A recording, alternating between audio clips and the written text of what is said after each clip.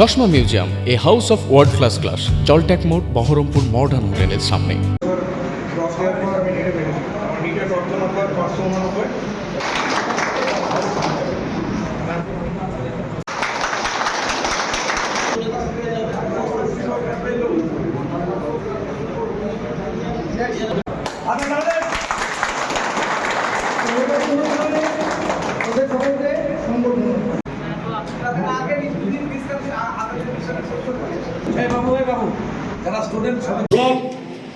আন্দোলন পার্টির block president Hamidur Rahman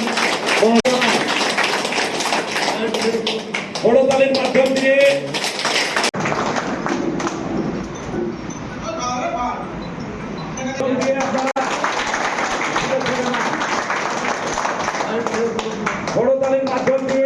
অনেকেই হয়তো জানেন না, অনেকেই জানেন, যেখানে হরিহরপাড়ায় গত বিধানসভা নির্বাচনে আমরা কারো রেকমেন্ড ছাড়াই বিজয় শেখকে হরিহরপাড়া বিধানসভার ক্যান্ডিডেট হিসেবে আমরা ঘোষণা করেছিলাম। তার পাশে থাকার চেষ্টা করেছি। হরিহরপাড়ার মানুষও থেকে অনেক দোয়া করেছে, আশীর্বাদ করেছে, ভোট দিয়েছেন।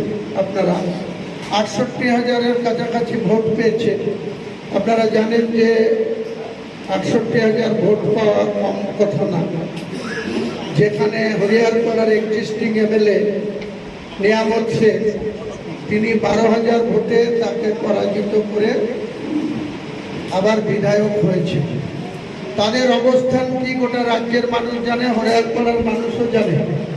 কিন্তু যে ব্যক্তিকে আমাদের পার্টির ক্যান্ডিডেট করেছিলাম, তিনি হেরে যাওয়ার পর আমার কাছে দুঃখ প্রকাশ করেছিল, আমার কাছে মেসেজ করেছিল যে আমি হেরে গেলাম, আমাকে দলের কোনো দায়িত্ব বা কোনো জায়গায় দিলে আমি সেই দলটাকে বা সেই কর্মক্ষেত্রটাকে নিয়ে ভালোভাবে চলতে চাই। কিন্তু দুঃখের বিষয়, তাকে যখন প্রমোশন করা হলো, এই ব্লকের ব্লক সভাপতি পদ থেকে তাকে জেলার সভাপতি, জঙ্গিপুরটা আলাদা সাংগঠনিক জেলা, আর বহরমপুরটা জলঙ্গি, বড়ুয়া, রেজিনগর, ডোমকল, রানীনগর, নওদা, হরিহরপাড়া, বেলডাঙ্গা 1-2 সমস্ত নিয়ে যে সাংগঠনিক জেলা, সেই জেলার তাকে সভাপতি করা হলো। সভাপতি করার পর তাকে বলা হলো যে হরিহরপাড়াতে একটা যোগ্য লোক খুঁজে একটা সংগঠনের দায়িত্ব দিতে। তিনি সেই ক্ষমতার অপব্যবহার শুরু করলেন এবং তিনার আনিসুর বলে একটা ছেলে, যার মাত্র ৩২ বছর বয়স, তাকে বলছে মাদারের সভাপতি করতে হবে। তার উদ্দেশ্যটা হচ্ছে উনি জেলা চালাবে, বকলমে হরিহরপাড়াও তার চুক্তি করতে হবে।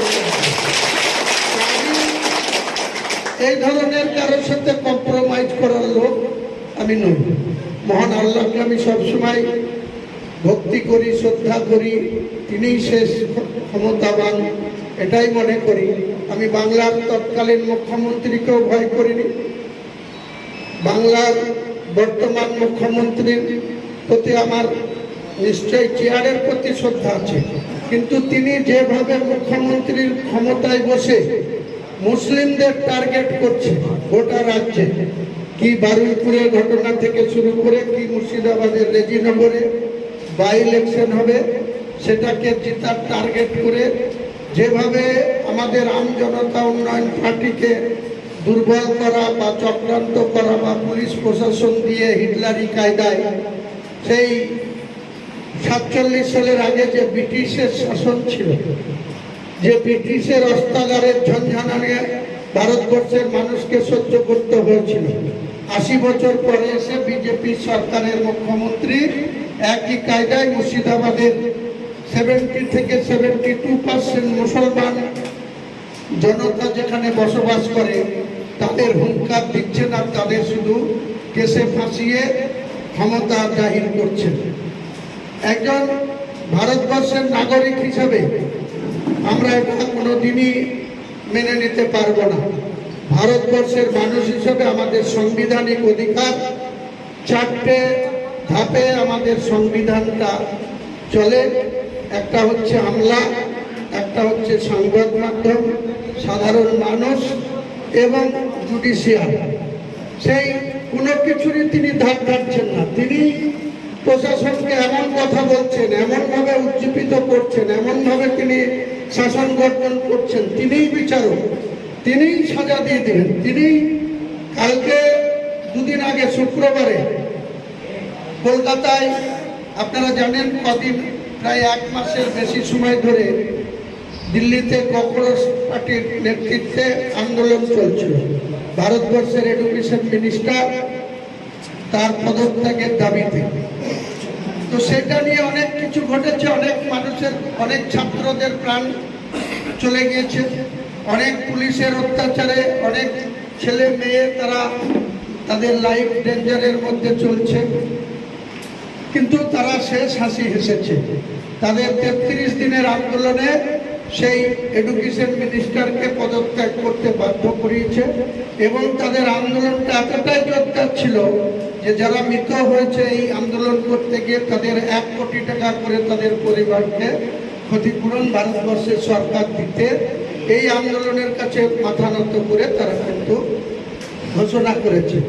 এছাড়াও যত কেস হয়েছিল, দিল্লি থেকে শুরু করে পাঞ্জাব, হরিয়ানা, রাজস্থান, মধ্যপ্রদেশ, সমস্ত কেসও বিনা শর্তে উইথড্র করার কথা ভারতবর্ষের সরকার ঘোষণা করেছে। সেখানে শুক্রবারে একটা কলকাতায় আন্দোলন হয়েছে, কংগ্রেস পার্টির কিছু নেতৃত্বরা ছিল, তার সঙ্গে বামপন্থী কিছু ছাত্র সংগঠন, এসএফআই, তারা অন্যান্য যারা সংগঠনের লোক, তারা সেই আন্দোলনে করতে গিয়েছিল। আন্দোলন যখন একটা হয়, হয়তো 80% ছাত্র ছিল, 20% হয়তো অছাত্র ছিল, যাদের পড়াশোনা থেকে অনেক দূরে আছে, তারা ছিল। একটা মুখ্যমন্ত্রী এমন ভাষায় আক্রমণ করছে গোটা মুসলিম সম্প্রদায়কে, শুক্রবারীরা, এ কথার অর্থ কি? শুক্রবার মহান আল্লাহ তাআলা সৃষ্টি করেছে, সোমবারও করেছে, রবিবারও করেছে, শনিবারও করেছে, কিন্তু শুক্রবারটা মুসলমানদের সমাজের মানুষের কাছে একটা বিশেষ দিন।